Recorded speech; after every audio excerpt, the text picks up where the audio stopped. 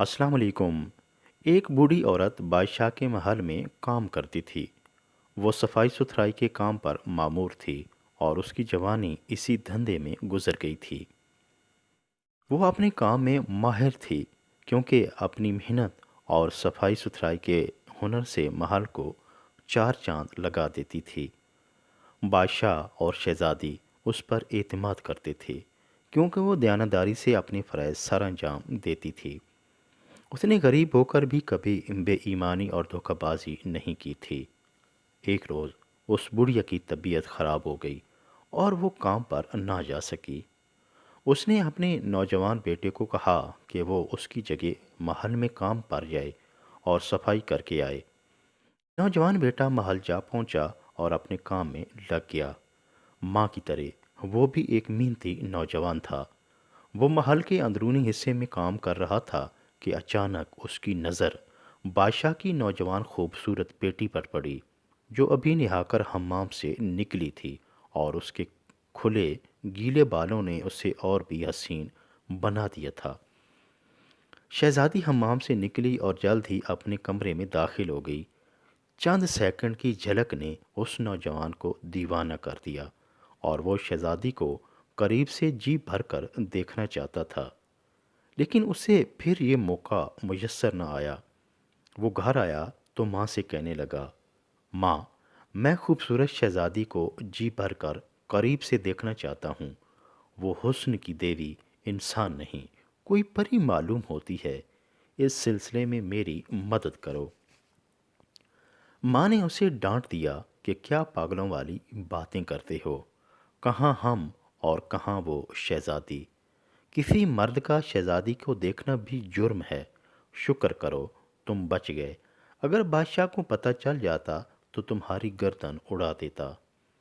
ماں کی ڈانٹ ڈپٹ نے بھی اس پر کوئی اثر نہ کیا اور وہ مسلسل شہزادی کو دیکھنے کے لیے منتیں کرنے لگا۔ آخر ماں تھی، اس کا دل پسیج گیا۔ وہ بولی، اچھا، میں شہزادی سے بات کروں گی اور مناسب وقت پر تمہیں اس کا دیدار کروا دوں گی۔ لڑکا خوش ہو گیا اور کھانا کھا کر سو گیا۔ اگلے روز اس کی ماں محل میں گئی تو ڈرتے ڈرتے شہزادی سے کچھ کہنے کے لیے اس کے قریب آئی۔ شہزادی نے کہا، بھی اماں، کیا بات ہے؟ بوڑھی نے بیٹے کی خواہش کا اظہار کیا۔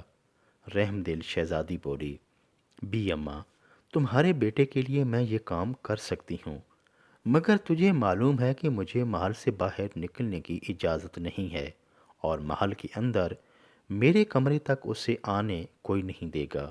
ہاں، البتہ ایک صورت ہے کہ اسے کہو وہ ذکر و اذکار پڑھنا شروع کر دے، داڑھی بڑھا لے، لمبی تسبیح ہاتھ میں پکڑ لے، سبز کپڑے پہن کر بزرگ کا روپ دھار لے اور شہر سے باہر جنگل میں حجرہ بنا لے، لوگوں کے درمیان پہنچا ہوا بزرگ مشہور کروا دے۔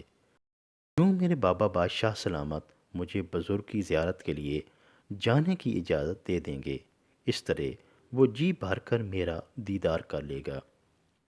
بڑھیا نا امید ہو کر گھر کو روانہ ہو گئی کہ شہزادی نے ٹرخا دیا ہے۔ بھلا یہ کیسے ممکن ہے کہ میرا ان پڑھ بیٹا بزرگ بن جائے؟ چلو، اصلی نہ صحیح تو 2 نمبر بزرگ بننے کے لیے بھی تو عقل و دانائی چاہیے ہوگی۔ بڑھیا نے بیٹے کو شہزادی سے ملاقات کی شرط بتائی تو وہ خوش ہو گیا اور ماں کو کہنے لگا کہ یہ کام کرنے کے لیے میں تیار ہوں۔ اس نے اپنا بھیس بدلا، لمبی داڑھی رکھی، بڑی سی تسبیح ہاتھ میں لی اور جنگل میں نکل گیا۔ وہ دن رات عبادت اور ذکر اذکار میں مصروف رہتا۔ آہستہ آہستہ وہ بزرگ مشہور ہو گیا، حتیٰ کہ اس کی شہرت بادشاہ کے محل تک جا پہنچی۔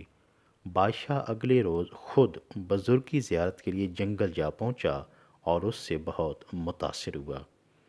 بادشاہ نے بزرگ کے لیے عالی شان خانقاہ تعمیر کروا دی، پھر شہزادی کو بزرگ کی زیارت اور دعا کے لیے بھیجا۔